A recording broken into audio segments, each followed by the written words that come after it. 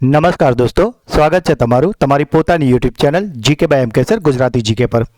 આજે આપણા વિડીયોમાં 21 જાન્યુઆરી 2026ના 15 મોસ્ટ આઈએમપી પ્રશ્નોને ડિટેલમાં કવર કરીશું, એ પણ ખૂબ જ ઝડપથી. તો પૂરો વિડીયો બહુ ધ્યાનથી જોજો, કારણ કે મિત્રો આપણે એવા જ 15 પ્રશ્નો પર સિલેક્ટ કરીએ છીએ કે જે તમારી જીપીએસસી, ગૌણ સેવા અને રાજ્ય પરીક્ષા બોર્ડની તમામ સ્પર્ધાત્મક પરીક્ષામાં ખૂબ જ ઉપયોગી હોય છે. અને સાથે જ મિત્રો આપણો વિડીયો પણ 10 થી 15 મિનિટનો જ હોય છે. તો જેમ તમે યુટ્યુબ પર શોર્ટ્સ જોવામાં ટાઈમ તમારો વેસ્ટ કરો છો, એના કરતાં આમાં તમને ઘણું બધું શીખવા મળશે. તો પૂરો વિડીયો બહુ ધ્યાનથી જોજો, અને જો હજુ સુધી ચેનલને સબસ્ક્રાઇબ ના કરી હોય તો પ્લીઝ જલ્દીથી કરી લેજો. તો ચલો વિડીયો સ્ટાર્ટ કરીએ છીએ. આજનો પહેલો પ્રશ્ન, 21 જાન્યુઆરીએ કયા રાજ્યનો સ્થાપના દિવસ ઉજવવામાં આવે છે? તો મિત્રો 21 જાન્યુઆરી એટલે કે આજે જે સ્થાપના દિવસ જે રાજ્યનો છે તે રાજ્યનું નામ છે મણિપુર, ત્રિપુરા અને મેઘાલય. માટે આપણો જવાબ આવશે ઉપરોક્ત તમામ. 21 જાન્યુઆરી 1972ના રોજ ઉત્તર પૂર્વીય વિસ્તારો પુનર્ગઠન અધિનિયમ 1971 હેઠળ 3 રાજ્યો મણિપુર, ત્રિપુરા અને મેઘાલયને સંપૂર્ણ રાજ્યનો દરજ્જો મળ્યો હતો. અને સાથે જ મિત્રો આજે 2026 આજે તે પોતાનો 54મો સ્થાપના દિવસ ઉજવી રહ્યા છે. તાજેતરમાં કોને ભારતીય રેલવેનું સર્વોચ્ચ સેવા સન્માન કે જેનું નામ છે અતિ વિશિષ્ટ રેલ સેવા એવોર્ડ એનાયત કરવામાં આવ્યો છે? તો મિત્રો આજે ભારતીય રેલવેનું જે સર્વોચ્ચ સેવા સન્માન છે તે અપાયું છે ચંદના સિંહાને. ભારત વૈશ્વિક સ્તરે બીજો સૌથી મોટો 5G વપરાશકર્તા દેશ બની ગયો છે. આ યાદીમાં કયો દેશ પ્રથમ છે? તો મિત્રો આમાંથી બે પ્રશ્નો આવી શકે કે ભારતનો કયો નંબર છે, અને બીજો આવી શકે કે પ્રથમ નંબર પર કોણ છે.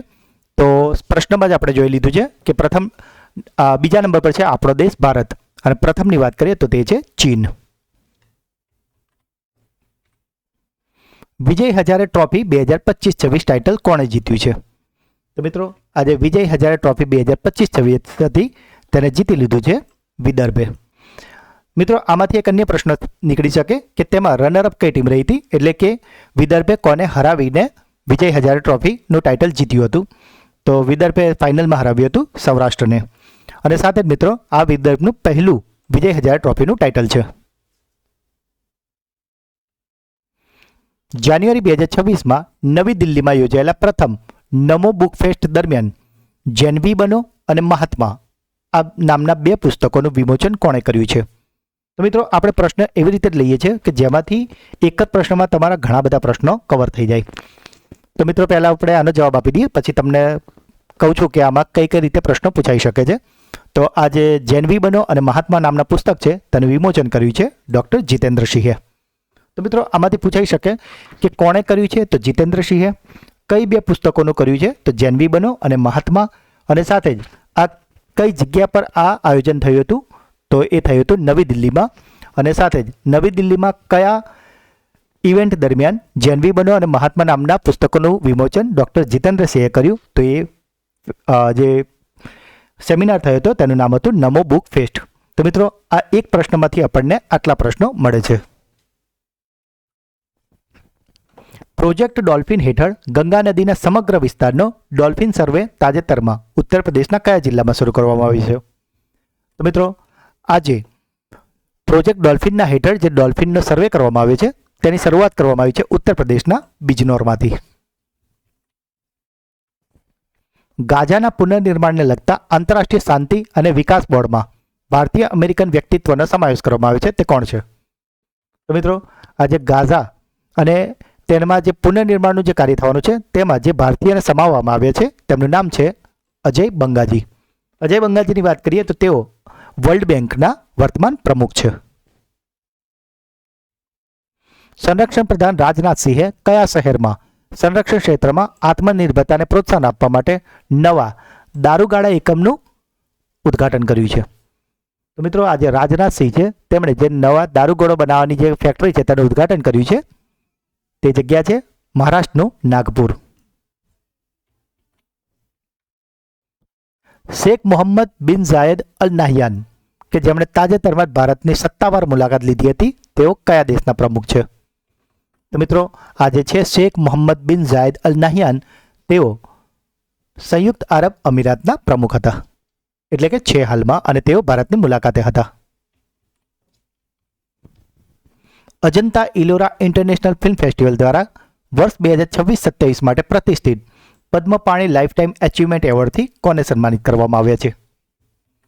તો મિત્રો આ જે પુરસ્કાર છે પદ્મપાણી લાઈફ ટાઈમ એચિવમેન્ટ એવોર્ડ, તેનાથી સન્માનિત કરવામાં આવશે સાઉથના સુપ્રસિદ્ધ સંગીતકાર કે જેમનું નામ છે ઇલિયારાજા.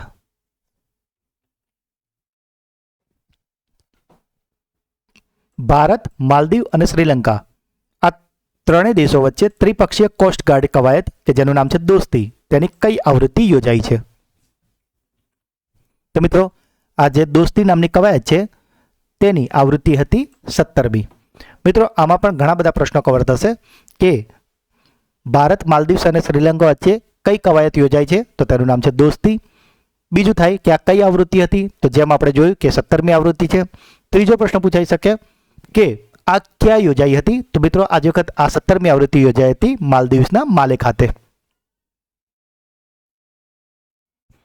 શિકારને રોકવા અને વન્યજીવોનું રક્ષણ કરવા માટે કયા રાજ્યના રાષ્ટ્રીય ઉદ્યાનમાં AI સંચાલિત થર્મલ ડ્રોન સર્વેલન્સ સિસ્ટમનું ઉદ્ઘાટન કરવામાં આવ્યું છે? એટલે કે મિત્રો આ જે રાષ્ટ્રીય ઉદ્યાન છે તેમાં ડ્રોન દ્વારા સર્વેક્ષણ કરવામાં આવશે. એટલે કે ડ્રોન કોન્સ્ટન્ટલી વોચ રાખશે કે કોઈ જગ્યા પર કોઈ પણ માણસ જે રાષ્ટ્રીય અભિયાનમાં ફરવા આવ્યો છે તે પ્રાણીઓને કોઈ પ્રકારનું નુકસાન કે તેનો શિકાર ન કરે. અને આવું શરૂ કર્યું છે અસમે. આપ અસમ આ ગેંડા જોઈને સમજી ગયા છો, કારણ કે આસામમાં જ પ્રસિદ્ધ કાઝીરંગા નેશનલ પાર્ક આવેલો છે. પંચાયત રાજ્ય વ્યવસ્થાને મજબૂત કરવા માટે અને આદિવાસી સમુદાયોને સ્વશાસનનો અધિકાર આપવા માટે કઈ રાજ્ય સરકારે તાજેતરમાં પેસા નિયમોનો સત્તાવાર અમલીકરણની જાહેરાત કરી છે? તો મિત્રો આ જે પેસા નિયમ છે તેનું અમલીકરણ કરાયું છે ઝારખંડમાં. મિત્રો આપના માટે ક્લાસરૂમ ક્વેશ્ચન છે કે આપે પેસા એક્ટ જે 1996 એ લખ્યું છે તેમાં પેસાનું પૂરું નામ કોમેન્ટમાં જણાવવાનું છે. જે પણ મિત્રો પ્રશ્નોના જવાબો આપે છે હું દરેકને રિપ્લાય જરૂરથી કરું જ છું, તો આપ પણ જરૂરથી કરશો. જાન્યુઆરી 2026માં વર્લ્ડ ઇકોનોમિક ફોરમની 56મી વાર્ષિક પરિષદ ક્યાં યોજાઈ રહી છે? તો મિત્રો આજે વર્લ્ડ ઇકોનોમિક ફોરમ છે અને તેની 56મી વાર્ષિક પરિષદ યોજાઈ હતી સ્વિટ્ઝરલેન્ડના દાવોસ ખાતે. ભારત અને કયા દેશના કોસ્ટગાર્ડે દરિયાઈ પ્રદૂષણને નિયંત્રિત કરવા અને દરિયાઈ સુરક્ષાને મજબૂત બનાવવા માટે ચેન્નઈના દરિયાકાંઠે સંયુક્ત કવાયત હાથ ધરી હતી? તો મિત્રો આજે દરિયાઈ પ્રદૂષણને નિયંત્રિત કરવા અને દરિયાઈ સુરક્ષાને મજબૂત બનાવવા માટે જે કવાયત કરી છે ભારતે, તે દેશ છે જાપાન. તો મિત્રો આ હતા આજના 15 મોસ્ટ આઈએમપી પ્રશ્નો. હવે સમય છે તમારા બ્રેઇન બૂસ્ટર ટેસ્ટનો, જેના જવાબો તમારે કોમેન્ટમાં લખવાના છે. આજનો પહેલો પ્રશ્ન, ગાઝાના પુનઃનિર્માણને લગતા આંતરરાષ્ટ્રીય શાંતિ અને વિકાસ બોર્ડમાં કયા ભારતીય અમેરિકન વ્યક્તિત્વનો સમાવેશ કરવામાં આવ્યો છે? Ajanta Ellora international film festival દ્વારા વર્ષ 2026-27 માટે પ્રતિષ્ઠિત પદ્મપાણી લાઈફ ટાઈમ એચિવમેન્ટ એવોર્ડથી કોને સન્માનિત કરવામાં આવે છે? અને આજનો છેલ્લો પ્રશ્ન, ભારત અને કયા દેશના કોસ્ટગાર્ડે દરિયાઈ પ્રદૂષણને નિયંત્રિત કરવા અને દરિયાઈ સુરક્ષાને મજબૂત બનાવવા માટે ચેન્નઈના દરિયાકાંઠે સંયુક્ત કવાયત હાથ ધરી હતી? તો મિત્રો ત્રણેય પ્રશ્નોના જવાબ તમારે કોમેન્ટમાં લખવાના છે. મિત્રો જેમ ગઈકાલે પણ મેં વાત કરી હતી કે કોઈ પણ પરીક્ષા આવે છે તો હજારો લાખો વિદ્યાર્થીઓ ફોર્મ ભરે છે, પરંતુ મેરિટમાં બહુ જ સિલેક્ટેડ લોકો હોય છે. અને સેમ એ રીતે જ આ વિડીયો ઘણા બધા મિત્રો જોશે, પણ જે કોમેન્ટમાં જવાબ હોય છે તે ખૂબ જ થોડા લોકો આપતા હોય છે. અને આ જ એ થોડા મિત્રો હોય છે જે આગળ જતાં મેરિટમાં સિલેક્ટ થતા હોય છે, કારણ કે તેઓ એક થોડુંક એક્સ્ટ્રા એફર્ટ લે છે, વિડીયો જોવાની સાથે જવાબો પણ લખે છે. અને મિત્રો જેમ આપણું ટાઇટલ જ છે કે આવા નાના નાના પ્રયત્નો જ એક દિવસ મોટી જીત અપાવે છે. તો મિત્રો હવે સમય છે તમારા સુપરફાસ્ટ ફ્લેશ રિવિઝનનો, કે જેમાં આપણે ગઈકાલના જે 15 પ્રશ્નો હતા તેનું ફટાફટથી એક રિવિઝન કરી લઈશું.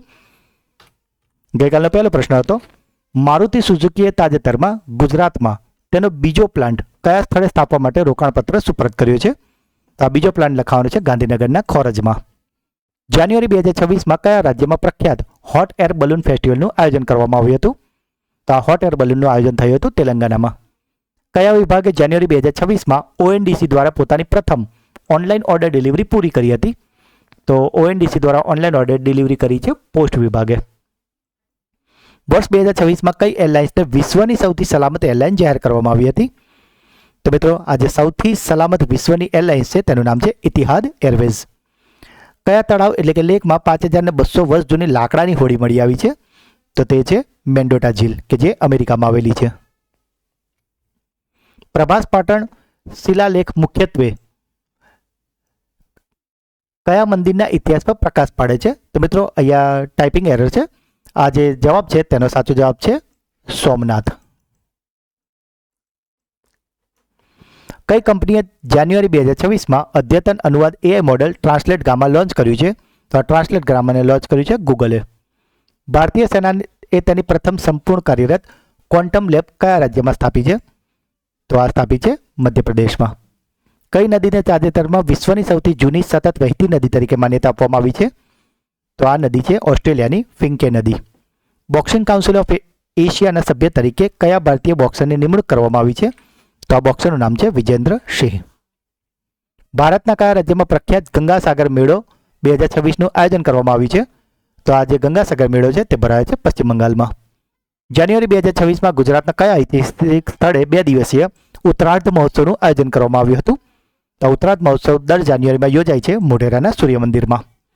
કેન્દ્રીય મંત્રી ડોક્ટર જીતેન્દ્રસિંહે ભારતમાં પ્રથમ ઓપન સી મરીન મેરીકલ્ચર પ્રોજેક્ટનું ઉદ્ઘાટન ક્યાં કર્યું હતું? તે છે અંડમાન અને નિકોબારમાં. મધ્યપ્રદેશના રાતાપાણી ટાઈગર રિઝર્વનું નામ કોના માનમાં રાખવામાં આવ્યું છે? તો એ છે ડૉક્ટર વિષ્ણુ વાકણકર. અને ગઈકાલનો છેલ્લો પ્રશ્ન હતો, અમે પઢીબા આમા ભાષા યોજના કયા રાજ્ય દ્વારા શરૂ કરવામાં આવી છે? તો તે છે ઓડિશા દ્વારા. તો મિત્રો આ હતા ગઈકાલના 15 પ્રશ્નો કે જેનું અત્યારે તો આપણે ફટાફટ રિવિઝન કર્યું છે, પણ ગઈકાલના વિડીયોમાં આપણે એને ખૂબ જ ડિટેલમાં અને સારી રીતે અને ઇમેજ સાથે સમજાવીએ છીએ. તો તમે તે વિડીયો ના જોયો હોય તો તેને જરૂરથી જોઈ લેજો. અને મિત્રો જેમ મેં કહ્યું કે આમ પણ તમે દિવસમાં ઘણો ટાઈમ કોઈક એક્સ્ટ્રા રીલ્સ જોવામાં એમાં બગાડતા હશો, એના કરતાં બેટર છે કે જો દરરોજ સવારે ઉઠીને તમે આ ચેનલના વિડીયોને જોવાની એક હેબિટ પાડશો તો વિશ્વાસ રાખો મિત્રો, તમને કરંટ અફેર્સના સેશનમાં અને રૂટીન લાઈફમાં બી તમારું જે કરંટ અફેર્સનું નોલેજ છે એ ખૂબ જ બૂસ્ટ થશે અને તેનાથી તમારું વ્યક્તિત્વ અને કોન્ફિડન્સ બહુ જ નિખરીને આવશે. તો જો મિત્રો આપને આ વિડીયો ગમ્યો હોય તો તેને લાઇક કરજો. જે પણ પ્રશ્ન પૂછવામાં આવે છે કે તમારો કોઈ ડાઉટ છે તો તેને કમેન્ટ કરજો. જેમ મેં પહેલાં પણ કહ્યું કે દરેક કોમેન્ટને હું વાંચું છું અને તેને જવાબ જરૂરથી આપું જ છું. અને વિડીયોને વધારેમાં વધારે તમારા વોટ્સઅપ, ટેલિગ્રામ અને મિત્રો સાથે શેર કરજો. અને હજુ સુધી ચેનલને સબસ્ક્રાઇબ ના કરી હોય તો જલ્દીથી કરી લેજો. તો મળીએ છીએ એક નવા વિડીયોમાં. ત્યાં સુધી ભણતા રહો, આગળ વધતા રહો. જય હિન્દ, જય ભારત, જય ગુજરાત.